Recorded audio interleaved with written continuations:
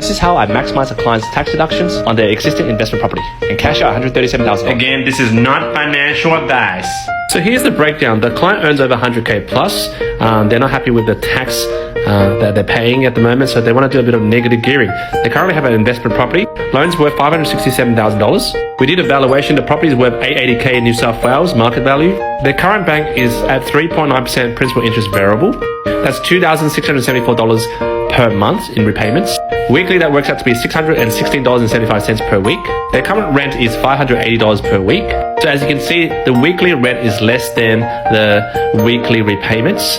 So the client pays a bit on top just to, keep this property going. Now here's the objective of what the client wants. They want to turn their principal interest repayment to interest only. Now again, this is not my advice. This is what the client has instructed me. So this is called a loan restructuring from principal interest to interest only. The reason for that is they want to maximize their tax deductions through negative gearing.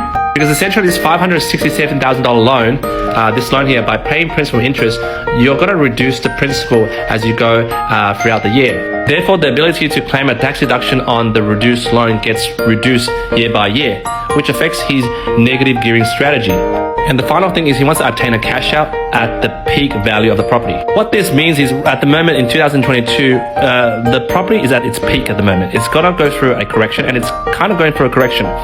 But a few months before this property took a bit of a correction, we captured the valuation at $880K, and we were able to capture the equity at $137,000. Because if he was to do this refinance and cash out thing in 2023, I don't think the property will be worth $880K. It'll probably be worth maybe $800K, and the equity will be less. And the client wants to capture that equity so that he can use it as a spare facility for future investment purchase.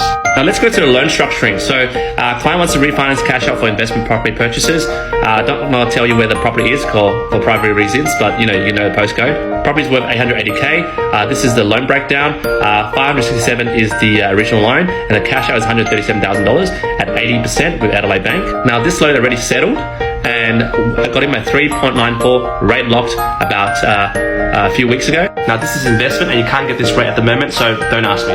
Now I already delivered the news to a client, and he's really happy about it. I just didn't put the audio here because he doesn't want to be on TikTok. The main thing that he's happy about right now is that now it's on interest only at 3.94. That is $429.61 per week in repayments, which is right now the rental income is actually more than his repayments, which is good. And we have a $137,000 facility that's fully offset, so he's not making any repayments at all, but it's ready to fire for a deposit in the future. So not financial advice, but if you're looking to purchase your next investment property using your equity in your existing property, we're at the peak, baby. Better cash out to get the equity. Otherwise next year there's nothing left. What do you think?